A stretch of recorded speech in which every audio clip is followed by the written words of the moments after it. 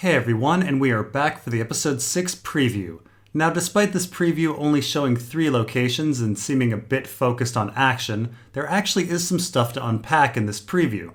We begin with Jon looking weary, the Fellowship heading over some glaciers, and the Hound seeing the mountain in his vision. So I guess the mountain is actually a physical mountain and not a metaphor for his brother. I'm not quite sure where they're going with the Hound finds religion plot.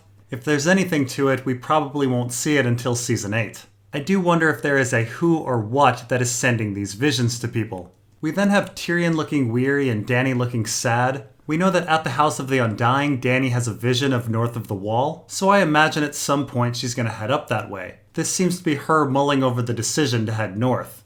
We then have Jon looking at some whites coming to get him, and then we have Beric speaking about how death is the enemy, the first enemy and the last. The enemy always wins, but we still have to fight him.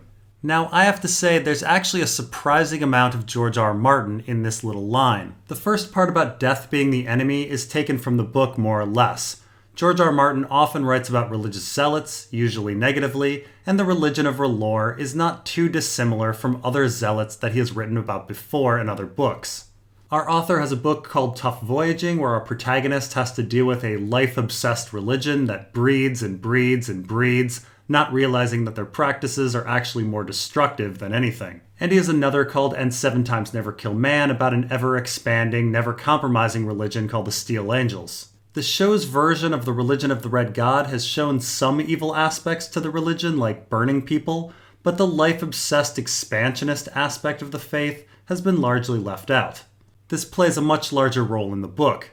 Now, the second part of what Beric says is actually more interesting. He says the enemy always wins, but we still have to fight them. So George R. R. Martin is a huge lover of the poem Do Not Go Gently Into That Good Night by Dylan Thomas. The next line is Rage, rage against the dying of the light, and our author even has a book called Dying of the Light.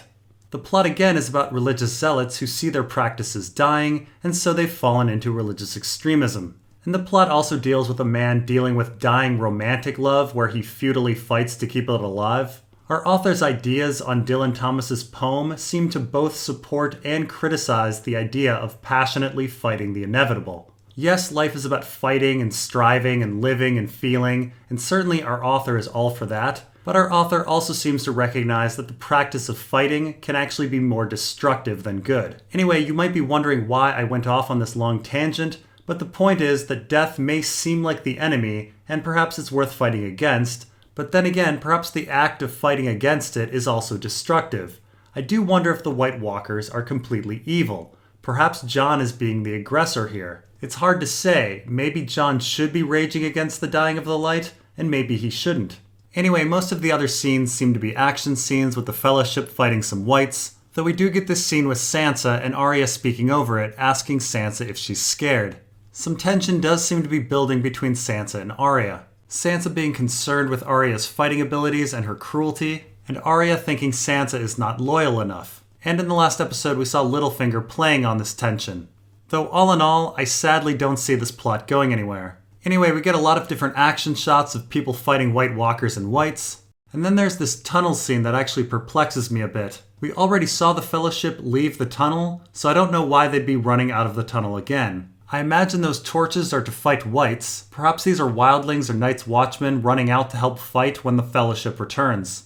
And then we have a scene with Arya and Sansa, again focusing on the growing tension between them, likely caused by Littlefinger. And we have Beric with his flaming lightsaber sword. In the book, Beric's sword flames because Thoros put wildfire on it. The show has not given any explanation on why this happens. And then we get a scene of a mass of whites running after our Fellowship. It seems they went looking to capture one white and came across a huge mass. And so here we see the Fellowship running away, and then our final shot is of the Night King. I do wonder if anyone is ever going to try to communicate with him. We may find out that this whole war is a big mistake. And that's all for the preview. Thanks for watching, and we'll see you next time.